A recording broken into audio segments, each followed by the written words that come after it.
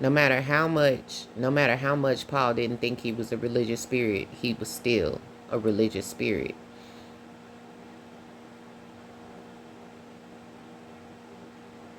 Just like a lot of us don't think that we're sinning when we walk around with Hello Kitty on, or drinking Starbucks, or eating Oreos, or riding in the cars and going with people that are secular, or hanging out with people that aren't walking with God. We all don't even realize that we walking in sin, and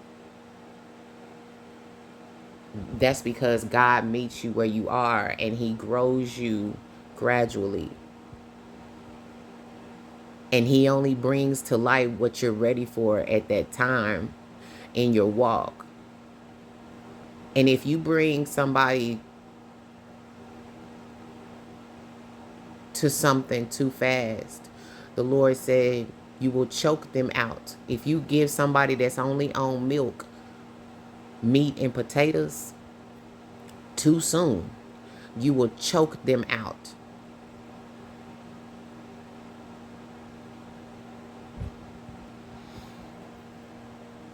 And I understand, like, a certain point of view of it, but we would also understand Vashti's point of view as well, not wanting to parade around in front of a bunch of men just because a king told her to. But she was also considered defiant, disobedient, um, rebellious, and put out of the kingdom. And Esther was put in the kingdom because what she thought was right was still wrong. She went against authority. She went against higher up. She went against what God wanted to do, or either God just used her for that moment in time to get her out of there so he can put the plant that he wanted in there. But we don't see, y'all, a lot of people in the religious situation don't see what the people outside the church can see. And that's because religion is blinding you and has scales on your eyes. The institution is blinding you on purpose and keeping you in bondage and you think you're free, but you're not free. You're not free. If God told you while you in a church service, get up, go, I need you to go meet somebody, you got a job assignment, you wouldn't get up. You would sit there, because guess what? Everybody gonna look at you like, why did you get up and leave the church service? They're gonna demonize you and say that you walked away from God, when God actually gave you an instruction to go save somebody at the gas station down the street. This is the example that I'm making. That's an institution. It's just like prison. It's an institution. It's just like a mental asylum. It's an institution. It's just like a hospital. It's an institution. There's rules, orders, regulations that you must follow that's outside of the rules, regulations, commands, statutes, and commandments that God himself created for us to walk in. There's gossiping in the church, yet and still y'all think y'all righteous and religious. Excuse me, y'all think y'all righteous and holy because you are gathering together on one day a week, when the people outside the church are with God every single day, all day long. And this is not a comparison. This is not a guilt trip. This is me showing you the reality of the situation. Institutions usually are every single day, all day long, because you're incarcerated, you're held there, you're kept there. But when you are there one day a week, you're only getting one day. And then the other days that you're practicing, doing something else, rehearsing, going by schedules, things of that nature. That's not God. How does the Holy Spirit move in that? The Holy Spirit can't move in a schedule. I mean, it could come in and bust all that up, but God honors the order of the church building,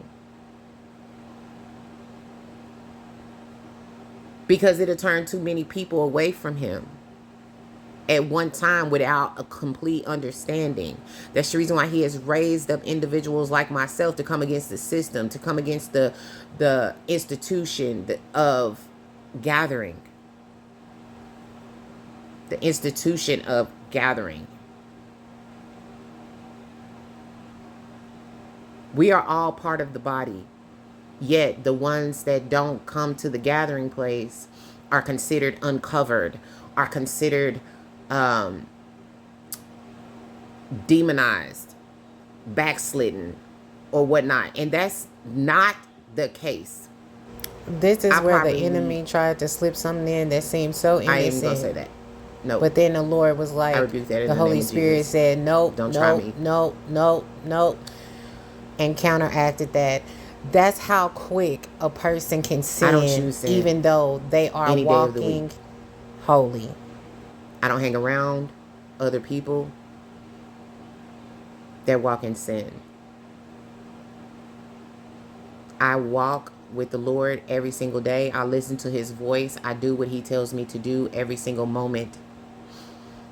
And he is with me like he was with Moses.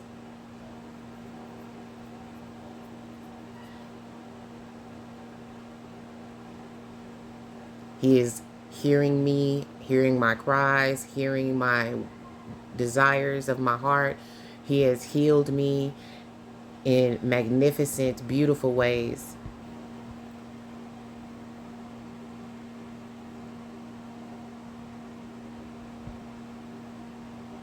Religion is a hindrance to faith.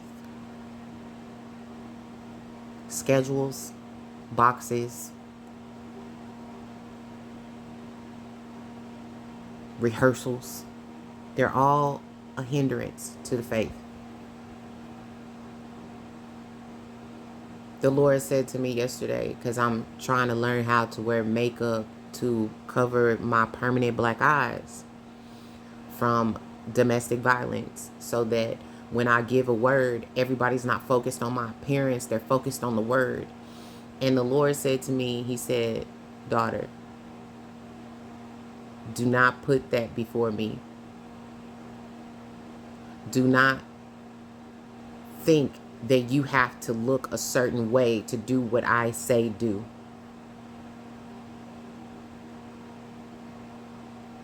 You do not have to get dolled up. You do not have to be presented a certain way. You do not have to look a certain way in order to deliver the words that I have told you to speak.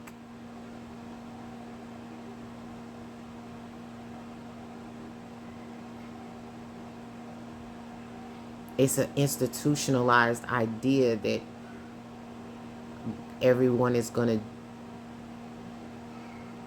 get dressed, get dolled up. When you look online, you see all the women have makeup on, wigs on. Everything is tidy and neat. Their rooms are clean. Everything. It's not lived in. It's not loving. It's not life.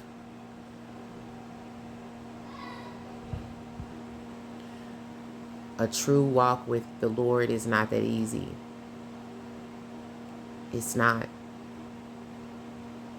That's the reason why Paul went through so much. It's not easy. Because for one, who he originally was fighting with his walk.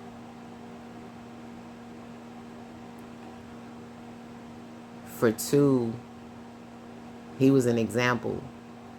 He was being made an example.